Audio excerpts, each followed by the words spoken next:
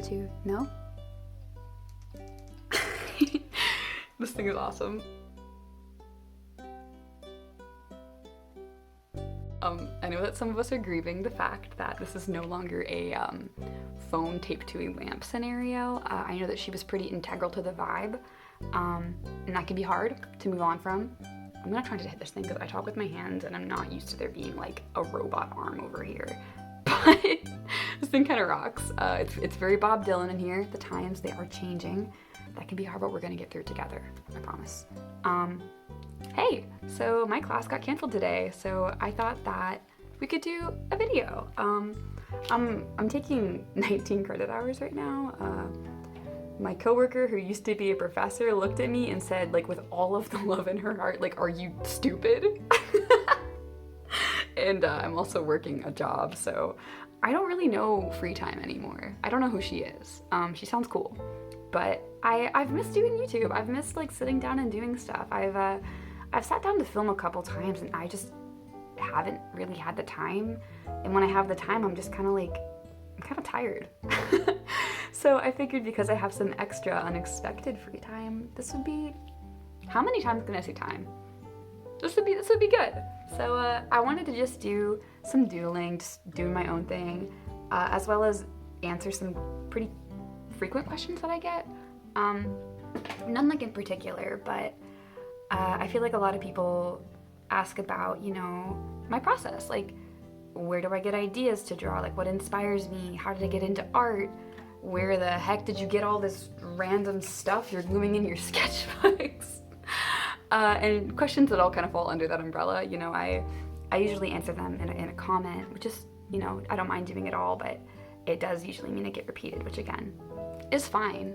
I love answering comments, but I felt like it just kind of made sense to maybe make a video about it since people seem to be curious. I don't know where to start. I guess like the most natural start would be, you know, well, how did I get into art in the first place? It's my origin story. It's not that exciting. I feel like I have a pretty typical answer.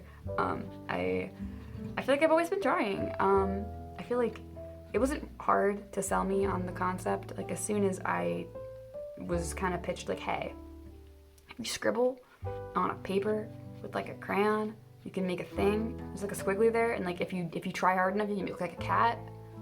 Say no more. I was in. I was ride or die. And you know, I remember watching like my grandma color or my mom color and seeing how evenly they could color things in like a coloring book and think like, wow, I have to learn how to do that. Like I need to. There's no option. When I think about, you know, when did I start getting into art? There's this video that kind of became, I don't know, my family has never let it go because they just think it's the funniest. I'm maybe like 2 or 3. I was a really chatty kid, and my dad was filming me like just at a table when I had like all my like art stuff and printer paper out, and I'm like really focused and I'm scribbling with all these different colors, right? And then I'm so proud of myself and I'm like, look, I made black, and it's just this giant scribble of like every color until it's dark, which I will say, I'm taking my first ever painting class right now, and we just learned how to make chromatic blacks, which is exactly that, but with paint, where you mix blue and you mix brown until you get black, and then you make your warm and cool grays with it. So like, maybe I was ahead of the game. Maybe I was pioneering art theory, color theory. I'm a professional. But yeah, I've always really liked art. You know, I have a big brother, and so we used to, you know, come up with stories, and for some reason, like when we would play pretend sometimes, we had it in our heads that we had to like draw out things that were happening, or like if we're playing pretending to be something, we'd like draw like like I'm this dragon and I have these spikes. Get it through your head. So we would cover the floor in printer paper and like drawings that only we understood. And you know, I had cousins, and so we would draw together and just cover things in stickers. And I don't know, I have a lot of really fond memories of art and of just having fun doing it, and also like, you know, bonding through it. And I also really got into like making up stories, and I feel like most kids are, you know, playing pretend and things. And I had stuffed animals that I really loved, and I would come up with these really like intricate stories for them. They all had like these like they had enemies and they had friends and they had goals. Some of them were like evil, some of them were, it was a whole thing. And I'd bring them to certain places because I was like, this one wants to go there, which of course led to me taking my stuffed seal, my Webkin seal, to a sledding hill where I was going with a girl I thought was really, really cool in like middle school. And then we're in the car and I have to be like, hey guys, we have to go back. I left my seal. It was really freaking cool. Yeah, and I think at some point I really got into making like little comics. I didn't really read a lot of comics, I don't think, but I wanted to make them for sure. I had one about like a rich pampered cat who got stranded off of a cruise ship and has to like fend for himself on the beach, like very Castaway. Meets Warriors. I hadn't read Warriors until much later, but that's a different funny story. And then I had one about a hamster who for some reason was like a country hamster. It was called Howdy Hamster. Alliteration moment. Who wanted to escape the pet store. Just things like that. And so I don't know, I liked being able to make people laugh and just use my brain and come up with fun little scenarios. And so that's where it started for me. And as I got into middle school, I got really into cartoons. You know, Adventure Time and Gravity Falls and some of those other kind of classics for the era we're in were coming out. And that was just a lot of fun because it really combined my love of, you know, storytelling and of art. I had it in my head there for a while that I was going to make cartoons. And, you know, my priorities have changed a little bit, but they still have a really special place in my heart. And I totally see where they impact my art and my writing and all of those things to this day. You know, I made a lot of friends through them, and it was just a lot of fun. And, you know, as is natural, the older I get, you know, I see it myself and my art and my relationship to my art, you know, changing and becoming more complicated. I feel like when I look back through old sketchbooks and just even in this sketchbook, I see how art became more than just a part of like connecting with people and creating and just having fun, to also an important way of like connecting with myself. And, you know, because life can be really, really tough. And I've definitely had my fair share of times where it was hard to feel grounded and safe and connected to myself and people around me, and I always went back to art in those times. You know, I really do believe art to be a really powerful tool, and I don't really know, I would still be me without it, obviously, but I don't know what I would have done in some of these times had I not had this to lean on and to process my feelings with and process where I am and what I want with. And I feel like even, you know, if I go to art when I'm struggling and I can't quite, it's not a cure-all, it's not a magic bullet, you know, I don't just draw a picture of a cat and then suddenly I'm like, yes, I have no problems. Even when, you know, you still feel just as bad after drawing, I like having an artifact from those times that I get to look back on after it passes.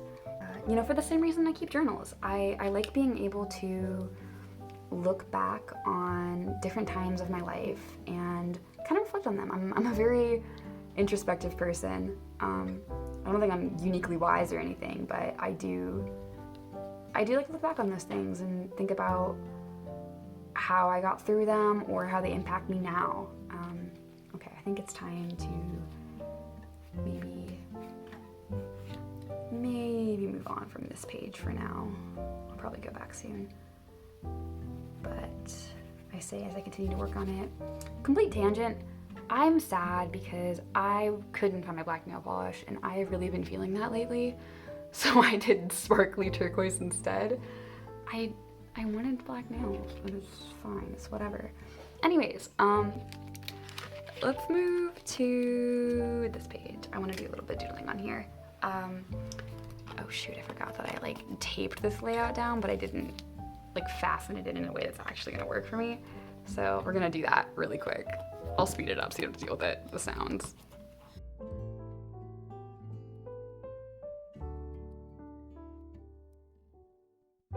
There's that.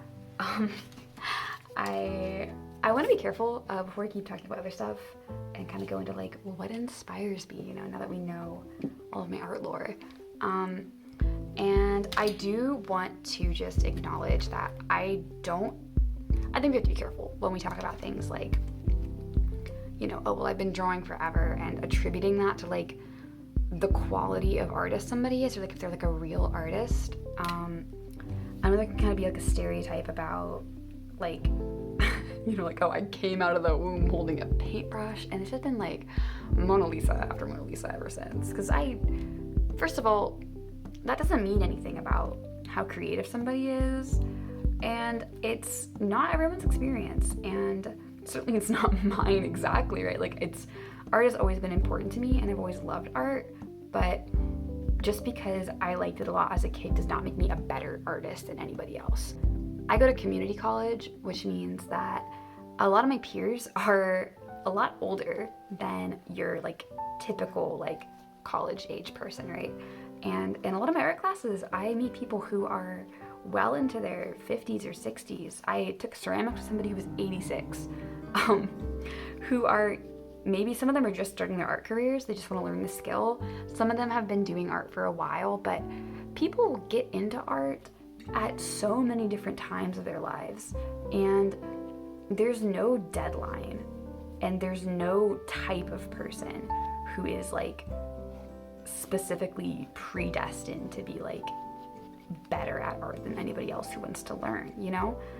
We all have creative ideas, and not all of us like channel them into like visual art, but I want to push back on the idea that there's a specific type of person who is more of an artist, or like if you are just now getting into art that you're behind somehow, because that's just not true. You know, you are bringing your own thing to the table. You are bringing the other experience you have to the table, which is a beautiful segue to talking about what inspires me, which is a huge question.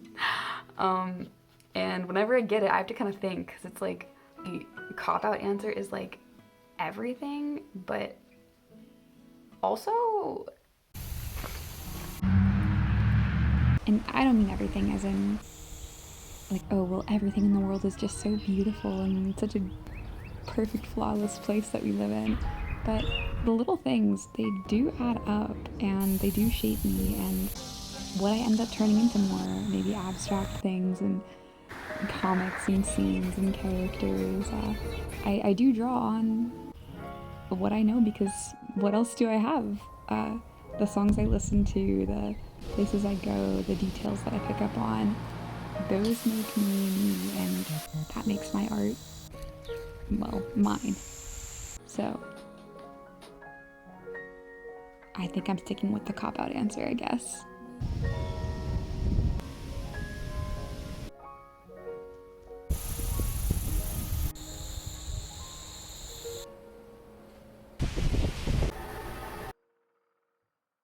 and so all of my life experiences and my thoughts and things I like and things I really don't like, they impact me, and they show up, whether or not I realize it or not.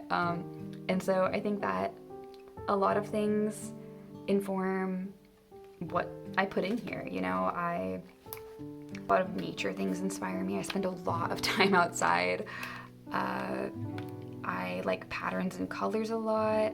Some of these are like life drawings from the zoo, just things that I've been through and seen. And let me grab something that's less polished actually really quick. So this is when I was out and about of the country, and I kept a journal of just like pen drawings.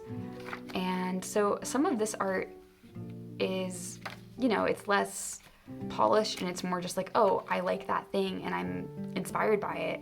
I want to sketch it really quick. And I feel like you kind of add all these things into like your repertoire, like of things that you pull off of when you're drawing, you know. And that could just be taking a picture with your phone, or just like making a mental note of like, sorry, there was a spider web, of something that inspires you or interests you. Like the other day I realized like what I thought was a really bright star was shining, but I actually think it was one of the satellites, because it was like bright, and I didn't think about it until much later. And I had this like really vivid idea for a painting that I'm not going to do anytime soon because I'm busy, but those ideas, they're there, you know, or like the environments we're in. I draw, let me see if I can find it. I don't know the order the sketchbook is in. Every time I try to find a page, I have to flip through the entire thing, so please bear with me. I don't show you the whole thing yet though, because like spoilers. Here it is. You know, I draw like billboards in the suburbs and power lines and things a lot because I'm like, man, we're just so surrounded by this stuff and it takes up a lot of physical space, and that interests me. Frustrates me sometimes. You ever think about roads? Tangent. You ever think about roads? You ever think about like driving? Sometimes I'll be in my little car and I'll be like, wow, we're just in these relatively big boxes of metal going at like 60 miles an hour, just praying that we are all going to pilot them well enough. That's crazy to me. Anyways, United States is a crazy place. Tangent over. I feel like all of those things, they come together. And as far as like the stuff I use, I'll put a video here of my current setup of my scraps, which there's also like multiple boxes like this. I try to pay attention to just like the stuff that's around me, what I'm holding in my hands. Like these are just, they're not even sticky notes, they're just scraps of paper that I thought were kind of interesting.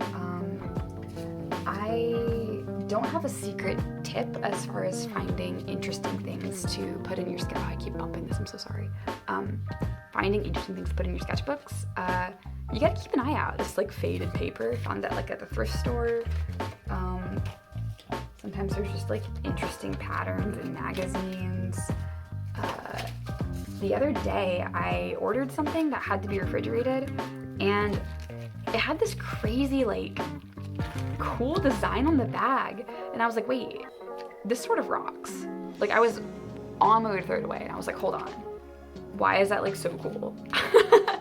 And so you have to be careful because you can easily become a hoarder, where you're like, well, maybe someday I'll scrapbook this. So you gotta be like, you gotta be smart about what you're doing here. But I do find like holding on to certain things that I just think are interesting, even if I don't have an idea right away, is really helpful. Also, like, I take my own pictures for a lot of stuff. This is a gnome that I saw on a window, and I liked him a lot. And I really think that doing other forms of art is also very helpful for getting inspiration. I just made these little guys with the air dry clay. He's kind of fallen apart. His antler sort of broke off, but that's okay. I saw a deer in a graveyard that had one antler, and that was very cool for me. You know, getting your hands on other, you know, other mediums is really cool, as well as working with other people, talking to other people. I'm a broken record, but it's because I care about it. Being in person with other artists is such a different experience than just watching a video or scrolling through something. And I really do believe that it's important to be around other artists, even if it's just like going to an art show and checking out people's tables and talking to them, or I know that's not accessible for a lot of people. Usually you have to live kind of close to a city for like a lot of those things, but your local library probably has local photography up or local paintings up. They might have, you know, it's like some farmers markets and things will have artists there, as well as museums have pros and cons because it's a bubble and it's curated and there can be a lot of blind spots, but still, like, you know, you can learn a lot from going to them. I really do think that there's something very powerful about being in person with other people's art and making art together in person if you can. So very, very, getting like physically in those spaces is really cool. And a lot of times I get inspiration for the kind of things that I want to pick up and that I want to, you know, hold on to from those experiences. I guess I actually just went to a resale store after my only class today, and I picked up all these things. All of these were like $1, maybe $2 each. Yeah, there's like this old picture of like a snowy scene, some dog stickers, some beach stickers, a cat. I can't show you that one because that has an address quite close to mine on it, but actually wait, I can cover it. No, I can't, just kidding. And some beads and stuff that I'm gonna turn into jewelry and earrings. This is like a card I found that like opens up. I'm excited to use. You can do a lot, and I don't think there's any like secret hack to finding interesting stuff necessarily. because there's always going to be things around you can use. It just depends on like who you are and what you like what colors, shapes, things you like, and how you want to use them with your art. Yeah, I just think over time especially, I've just been able to kind of build a stash, and you know, now people know that I like magazines and I like weird bits of paper, so I'll get gifts sometimes that are just like, hey, these are old Nat Geos, you like that, right? And I'm like, I do like that. Yeah, I think that those are all really important things to me, and I'm trying to think of other things that really impact me as an artist. I really do. I think other forms of art like music and poetry are really important too, and just kind of staying with those and like why I like them, or you know, movies and things, as well as just the people I know. I see a lot about my friends and people important to me in my art, and especially in the characters that I write and draw, as well as my relationships to them. And I really enjoy just like knowing other artists and learning from them and growing with them. I definitely see how the people that I grew up drawing with, how we all kind of play off of each other's art and learn from each other, which is really cool.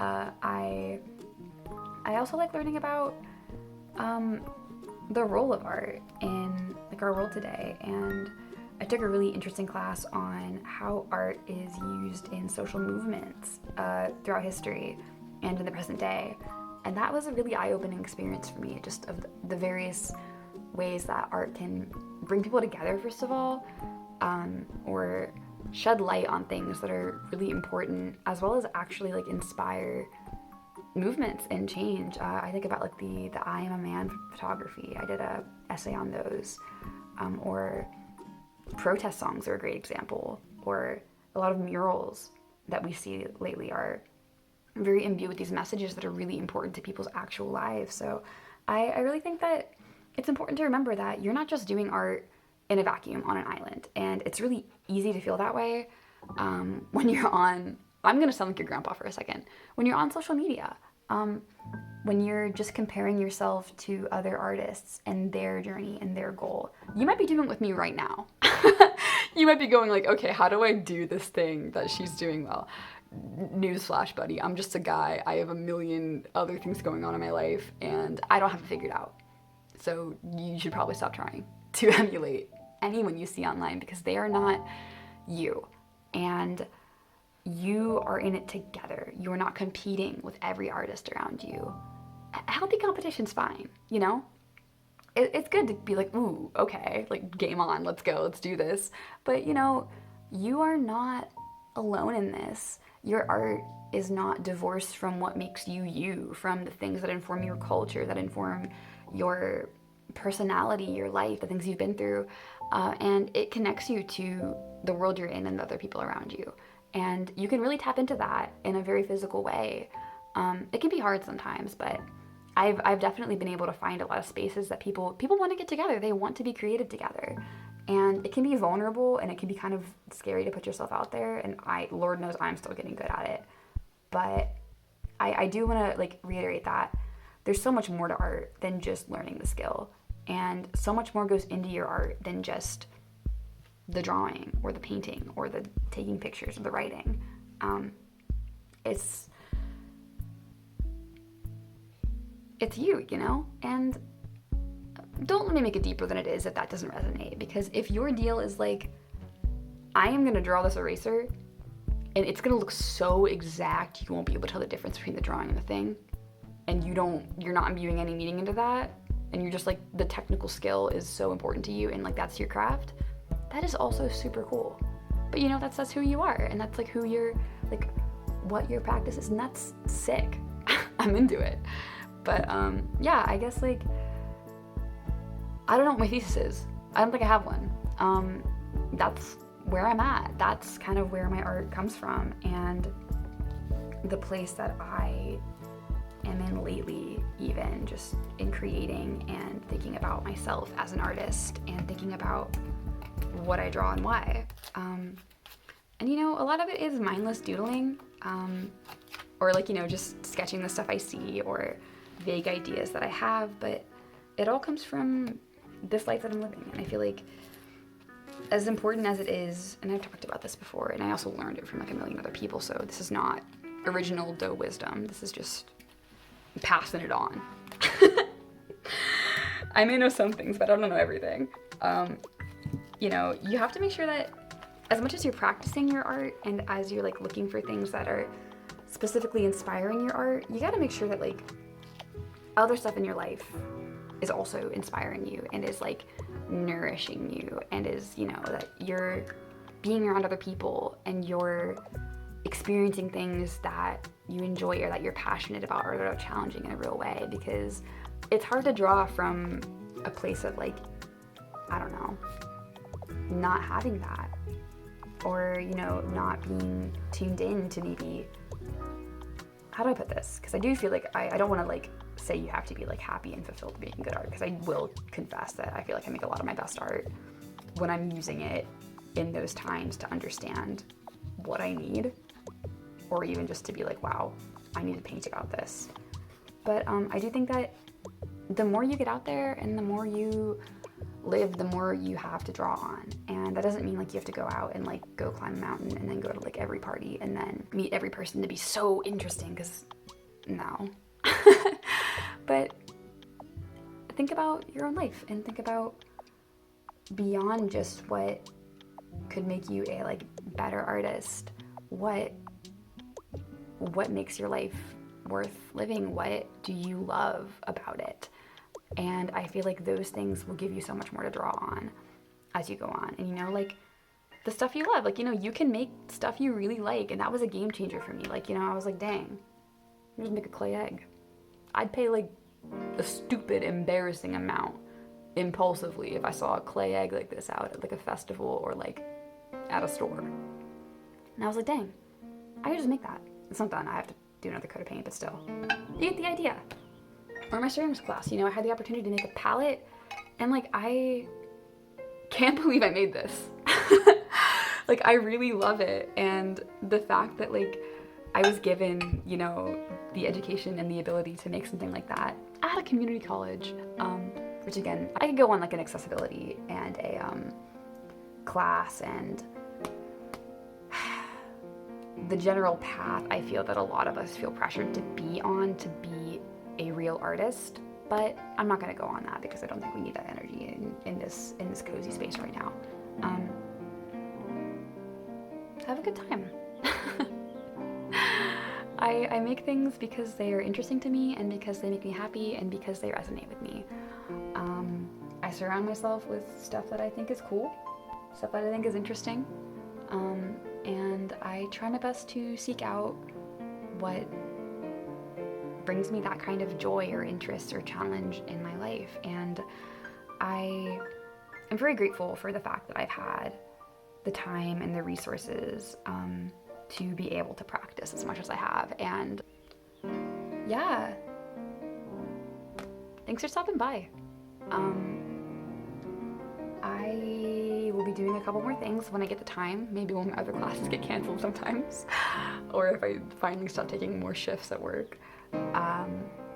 Keep an eye out. I'm gonna do a tour where we look through all of my mysterious, very organized art supplies. Oh, this is not good.